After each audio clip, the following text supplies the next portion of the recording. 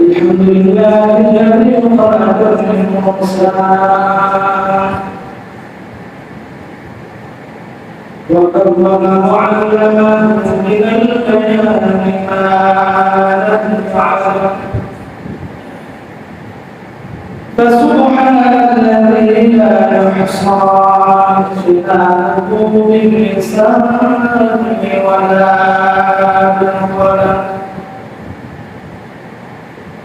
وأشهد أن لا إله إلا الله وحده لا شريك له لا ضد له ولا مثل له ولا مثيل له وأشهد أن سيدنا وسيدنا وحبيبنا وحبيب ربنا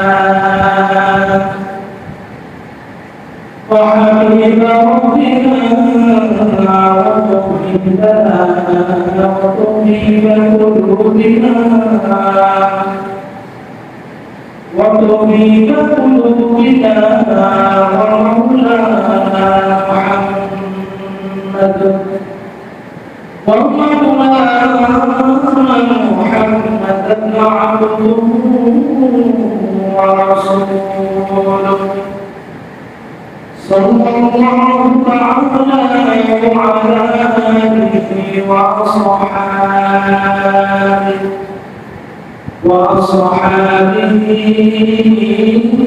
وبارك وسلم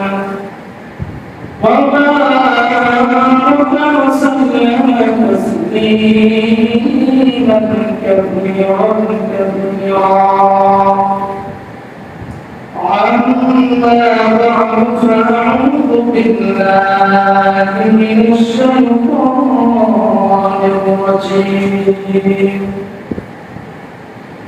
بسم الله الرحمن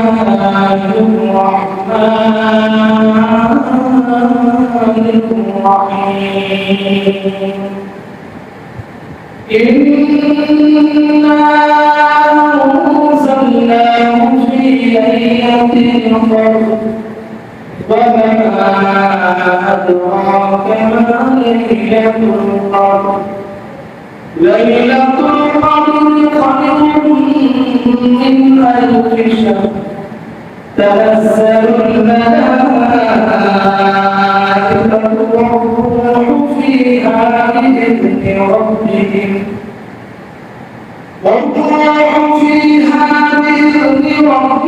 من كل أمر سلام هي حتى مطلع الفجر وقال تعالى إن الله وملائكته يصلون على النبي يا أيها الذين آمنوا صلوا عليه وسلموا تسليما اللهم صل على محمد وعلى آل محمد كما صليت على إبراهيم وعلى آل إبراهيم إنك حميد مجيد اللهم بارك على محمد وعلى آل محمد كما باركت على إبراهيم وعلى آل إبراهيم إنك حميد مجيد سبحانك لا علم لنا إلا ما علمتنا إنك أنت العليم الحكيم ربي زدني علما ربي زدني علما ربي يسر ولا تعسر وتمم علينا بالخير صدق الله مولانا العظيم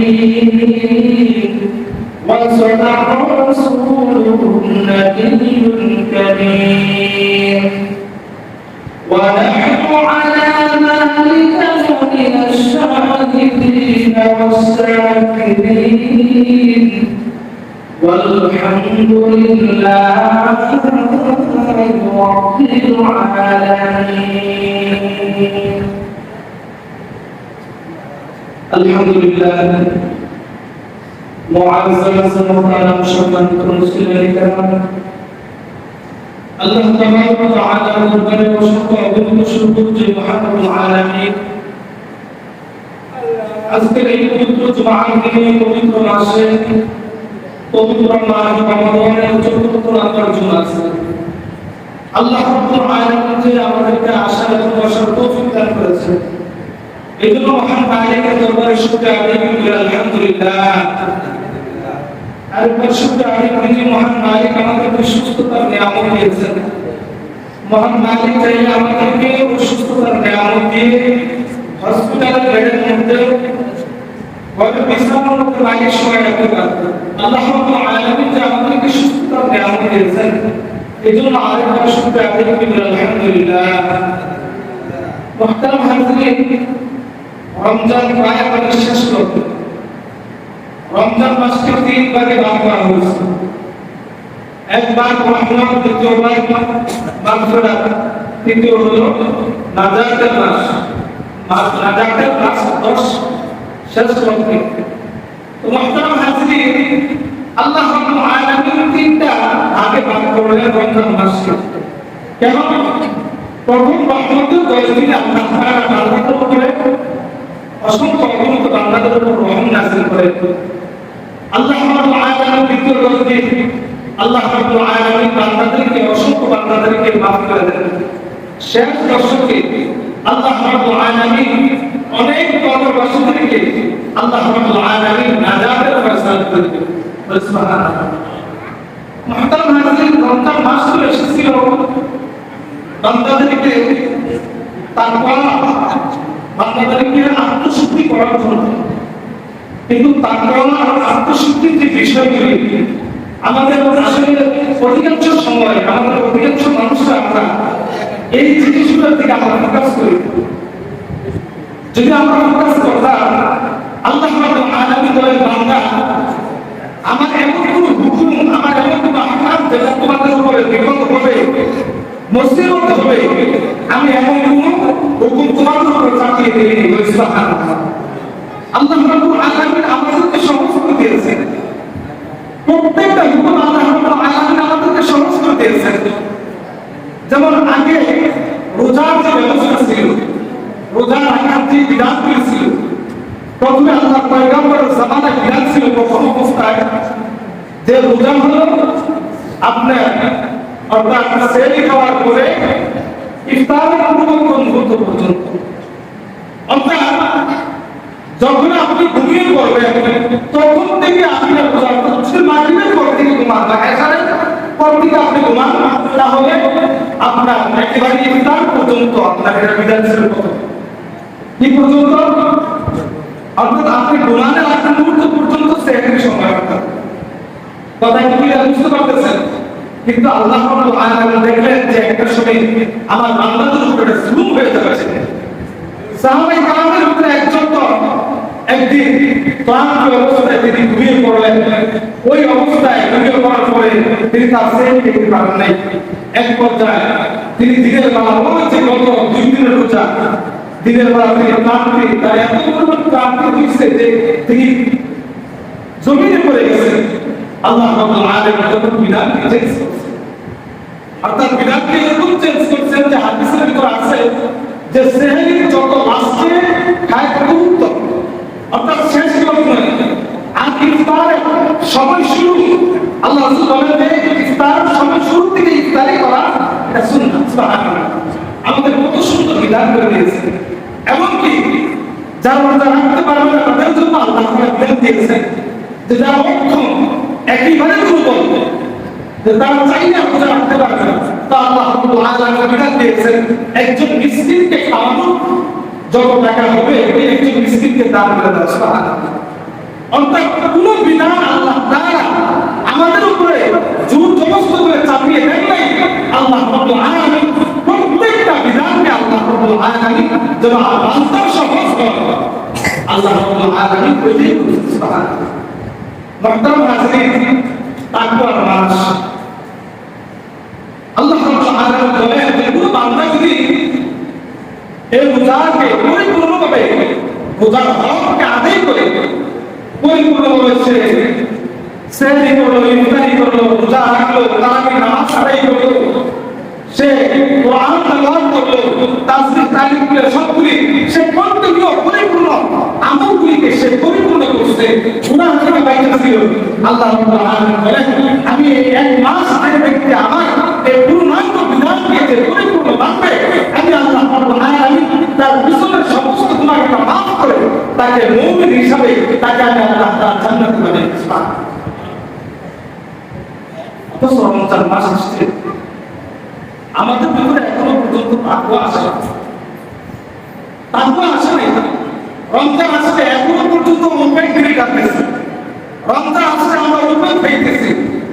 অর্থাৎ আমার কাছে বাকি 11 মাস এরকম এই রমজান মাসটা আমার কাছে বরাবর হয়ে গেছে। ঠিক কি না? যদি রমজানে পরিপূর্ণ হক আদায় করতে পারতাম আল্লাহর পয়গম্বর তো পেরেশানি হয়ে গেছেন। কেমন পেরেশানি হয়েছে? যেমন ইসরায়েলের কিছু উম্মতদেরকে আল্লাহ হাজার বছর হাজার মাস বাঁচান আল্লাহ তাআলা দিয়েছিলেন। 1 বছর 2 বছর না, 100 বছর 2 বছর না, 1000 বছর পর্যন্ত বলে ইসরায়েলের উম্মতরা বেঁচে ছিলেন দুনিয়ার জমিনে। শত শত বছর তারা ইবাদত করেছেন, শত শত বছর তারা জিহাদ করেছেন। কিন্তু আমার উম্মত তো 60 বছর হায়াত করে, আমার উম্মতের 60 বছর ধরে হায়াত আল্লাহর পয়গম্বর ফেরেশতা দিয়ে গেছে। আমার উম্মতের কি অবস্থা হবে? আল্লাহ রাব্বুল আলামিন যখন এই জিনিসটাকে চিন্তা করলেন আল্লাহর পয়গম্বর, তা আল্লাহ রাব্বুল আলামিন সূরা বদরে আল্লাহ রাব্বুল আলামিনকে আল্লাহ তাআলা কোরআনের এই আয়াত সূরাটা নাযিল করেছেন। সুবহানাল্লাহ। ইন্না আনজালনাহু ফি লাইলাতিল কদর। আল্লাহ রাব্বুল আলামিন বলেন যে এই কদর রাতে আমি আল্লাহ তাআলা কোরআন নাযিল করেছি। এবং যে ব্যক্তি এই কদরের রাতকে পাইল খায়রুম মিন আলফি শাহর, যে ব্যক্তি কদরের রাত পাইল সে হাজার মাসের চাইতো সে যত ইবাদত করত নফল ইবাদত ফরজ ইবাদত যত ইবাদত করত অর্থাৎ 84 বছর 4 মাস ইবাদত করলে যে সওয়াবটা হইতো আল্লাহ রাব্বুল আলামিন যে ব্যক্তি কদর পাইল আল্লাহ তাআলা ওই পরিমাণ সওয়াব তার আমলনামার মধ্যে দান করে দিবেন। সুবহানাল্লাহ। এত উত্তম না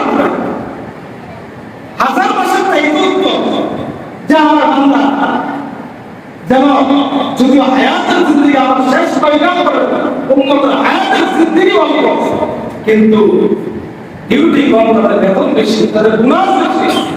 সুবহানাল্লাহ সুবহানাল্লাহ। দেখেন আল্লাহর পয়গম্বর বেতন আপনারা আল্লাহর পয়গম্বর সবে কদর রাত তালাশ করতে 21, 23, 25, 27, 29 এই বেতন রাতগুলোর ভিতরে আল্লাহর পয়গম্বর অর্থাৎ আল্লাহর পয়গম্বর বলতে চেয়েছিলেন যে কদর রাতটা বন্দি, কিন্তু একদিন আল্লাহর পয়গম্বর যখন বাইরে হইলেন উম্মতের ভিতরে অর্থাৎ সাহাবায়ে কেরামের ভিতরে একটু দ্বন্দ্ব হয়েছিল হওয়ার কারণে আল্লাহ রাব্বুল আলামিন তার মাথা থেকে উঠে গেছে। আল্লাহর পয়গম্বর আর বলতে পারে নাই, তবে আল্লাহর পয়গম্বর বেজর রাতের ভিতরে আল্লাহর পয়গম্বর সবে কদর রাতকে তালাশ করতেন। বেজর রাতের কোনগুলো 21 খেয়াল রাখেন। আমরা শুধু বয়ান তো শুনি, আমল কিন্তু আমাদের ভিতরে নেই। অনেক সময় আমরা যে কথাগুলি বলি এই কথাগুলি কিন্তু মনোযোগ থাকে।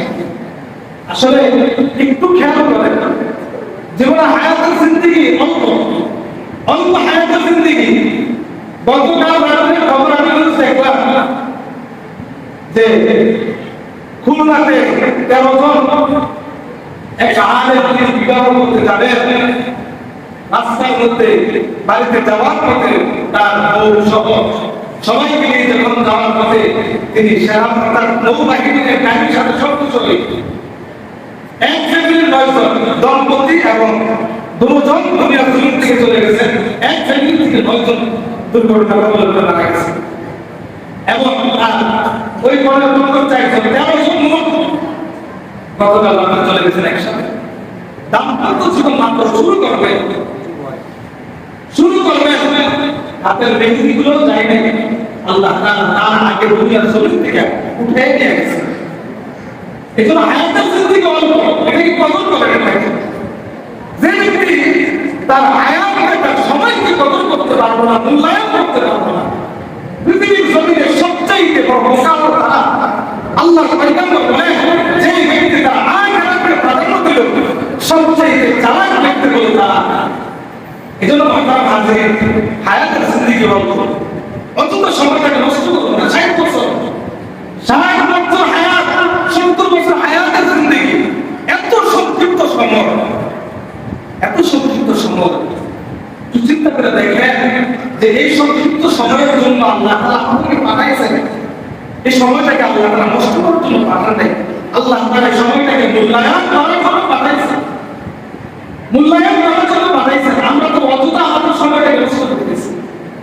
দুনিয়াতে এমন পরিমাণে আমরা সময়কে অপচয় করতেছি যে এখনো পর্যন্ত আমাদের ভিতরে, আমার বয়স 50-60 বছর হয়ে গেছে, আমি নাটক সিনেমা থেকে আমার চোখকে এখন দেখতে পাচ্ছি। আমার বয়স 60-70 বছর হয়ে গেছে, এখনো পর্যন্ত আমি গুনাহ থেকে আমার জীবনকে হেফাজত করতে পারতেছি। অথচ আমার শেষ মুহূর্তে, আমার শেষ স্টেপের মধ্যে আমি আছি, যে কোনো মুহূর্তে মালাকুল মউত আজরাইল আমার সামনে চলে আসতে পারে, যে কোনো মুহূর্তে চলে আসতে পারে। এই জন্য আপনার হাজির সময়টাকে মূল্যায়ন করে আমার যুবক ভাইয়েরা চিন্তা করে হইব না। কারণ গতকাল যে মারা গেছে সেও আমাদের মতো যুবক ছিল, আমার মায়ের সময় 30 বছর ছিল, সেও কখনো কল্পনা করে নাই তার এত তাড়াতাড়ি মৃত্যু। এবার যুবক ভাইয়েরা চিন্তা করার কোনো কারণ নাই যে এখন তো মৃত্যু হয়ে গেছে। আমার মতো আপনার মতো কত যুবক আল্লাহ তাআলা কোনো না কোনো মাধ্যমে আল্লাহ তাআলা উঠে দিয়ে যাচ্ছে। এই জন্য সময়টাকে কদর করা আপনারা হাজির, আমাদের চিরস্থায়ী আখিরাতকে কদর করা, চিরস্থায়ী আখিরাতের ফিকির করা, উঠতে বলতে মৃত্যুর কথা স্মরণ করা যে আল্লাহ তাআলা কোন সময় আমাকে ডাক দিয়ে বসেন, আল্লাহ তাআলা কোন অবস্থায় আমাকে ডাক দিয়ে বসেন। অর্থাৎ এই সময়টাকে অপচয় না, জীবনে অনেক সময় অপচয় করছি, বন্ধুদের সাথে আড্ডায় কত সময় অপচয় করছি, নষ্ট করছি, কত রং তামাশায় সময়কে অতিবাহিত করছি। আল্লাহ আমাদের জান্নাত থেকে জান্নাত করে না হিসাব আসলে ময়দানে না দিয়ে এক বড় সামনে থেকে অগ্রসর করা। জান্নাত কাকে বলা হয়? একটা মানুষ অনেক 70 বার করবে, একবারকে জান্নাত বলা হয়। এই জান্নাত বলতে আপনি যা করছেন আপনার আসলে ময়দানে আপনার আমল নামার মধ্যে সব। এই জন্য সময়টাকে অপচয় না, সময়টাকে হেলায় হেলায় না কাটা, সময়টাকে নাটক সিনেমায় জিন্দেগিটাকে এরকম ভাবে নষ্ট না, সময় কিন্তু অতিবাহিত হয়ে যাচ্ছে। এই জন্য আপনার হাজির এই রমজানটাকে শেষ রমজান মনে করা, চলে গেছে তো রমজান, রমজানটাকে এটাকে একটা লাভ মনে রাখা, রমজানটাকে মনে করা জীবনে যে ভাগ্য পরিবর্তন করা, যে আল্লাহ তাআলা রমজান দিয়েছে আমাকে আমার জীবনকে চেঞ্জ করার জন্য, আমার জীবনকে পরিবর্তন করার জন্য। এখন যদি আমার জীবনকে পরিবর্তন না করে কখন পরিবর্তন করবে, আর কখন পরিবর্তন করবে? আমাদের তো আজকে বিবেক, আমাদের আজকে বর্তমানে বিবেক কাজ করতেছে, বিবেক অকিছু হয়ে গেছে। না হলে আমাদের প্রত্যেকের আশেপাশে কত মানুষ, আমাদের কত খেলার সাথে কত বন্ধু, কত আমাদের চাচা দাদা নানা বাবা মা, কত আত্মীয় একসাথে ছিলাম, একসাথে খাবার খাইছি, আজকে তার দুনিয়ার জমি তারা চাইলে আর একটা বারের জন্য এই দুনিয়ার জমিনে এসে আমাদের সাথে কোনো কথা বলতে পারবে না। তারা একটা বারের দুনিয়ার জমিনে চাইলে আর একটা বারের জন্য শ্রদ্ধা দিতে পারবে না। একবার চাইলে সুবহানাল্লাহ আলহামদুলিল্লাহ আমল আর করতে পারবে না। আমি চাইলে তারা করতে পারবে না, আমলের কথা বন্ধ হয়ে গেছে, আমলের কথা বন্ধ হয়ে গেছে। মাহতারাম হাজির, আর কবে আমরা সতর্ক হব? আর কবে আমরা সতর্ক হব? আমাদের কি এখনো পর্যন্ত সতর্ক হওয়া সাইডে আমাদের ভিতরে আসতেছে না? আসতেছে না? আমাদের আশেপাশে কত মানুষ আজকে দেখেন মনুষ্য অবস্থায় আছে, মৃত্যুর সাথে পাঞ্জা লড়তেছে, যে কোনো মুহূর্তে তার মৃত্যু হতে পারে। আমাদের বিবেককে এখনো পর্যন্ত আমাদের বিবেককে নাড়া দেয় না। তারা এই রমজানের 30টা রোজাকে তারা মনে করছেন আল্লাহ তাআলা লানত মনে করে প্রত্যেকটা রোজাকে রাখছেন। কি জবাব দিবেন হাসরের ময়দানে? আল্লাহ তাআলার সামনে কোন চেহারায় আপনারা দাঁড়াবেন? আমরা কোন চেহারায় আমরা দাঁড়াবো আল্লাহ তাআলার সামনে? রমজানের পরিপূর্ণ ফজিলত আল্লাহ তাআলা নিজ হাতে দিবেন। আল্লাহ রাব্বুল আলামিন লিখে বলছেন যে সব ইবাদত, অন্যান্য যে ইবাদতগুলো আছে এগুলি ফেরেশতাদের মাধ্যমে দেওয়া হবে, কিন্তু রোজার যে আমল, রোজার যে সওয়াব, রোজার যে পুরস্কার আমি আল্লাহ তাআলা বান্দাকে নিজ কুদরতে আমার নিজ হাতে দিয়েছি। এবং একমাত্র শুধুমাত্র প্রাইভেটের মধ্যে যে জান্নাতের দরজা আছে, এটা একমাত্র জান্নাতের যে 8টি দরজার ভিতরে একটা দরজা, যে শ্রেষ্ঠ দরজা, প্রাইভেট নামক দরজা, ওই দরজাকে প্রত্যেকটা রোজাদারদের কিনা সুবহানাল্লাহ এবং তাদের জন্য সড়ক নিয়ে জান্নাতের সড়ক নিয়ে প্রত্যেকটা ফেরেশতা লাইন করে থাকবে। এই রমজান মাস আসছে, কত মানুষ আমরা রোজা না রেখে নিজের জীবনকে পরিবর্তন না করে বাকি 11 মাসের মতন চলছে। হাসরের ময়দানে আল্লাহর পয়গম্বর যখন সাফায়াত করবে, আর যখন দেখবে উম্মতের যে রোজার আর 60 বছরের ভিতর রোজা নাই, সে কোনো একটা বছরের ভিতর সবগুলো রোজা রাখে নাই। রমজান মাস বাকি 11 মাস যখন খাইছে, বাকি 11 মাস যখন চলছে, তার রমজানের অবস্থা হচ্ছে।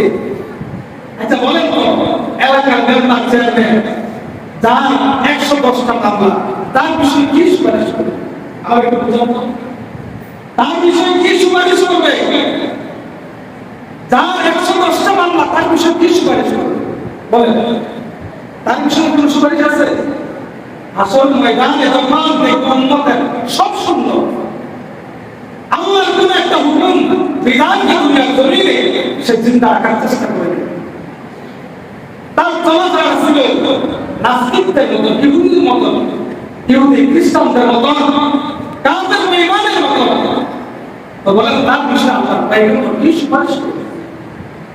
কি সুপারিশ করবে বলেন? আল্লাহ পয়গম্বর তার চেহারাকে ফিরে ফেলবেন।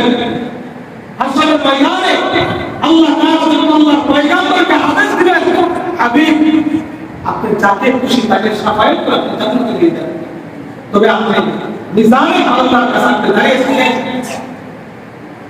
আপনার যে উম্মত জান্নাতের উপযুক্ত ওই উম্মতকে আপনি সাফায়াত করে জান্নাতে নিয়ে যান।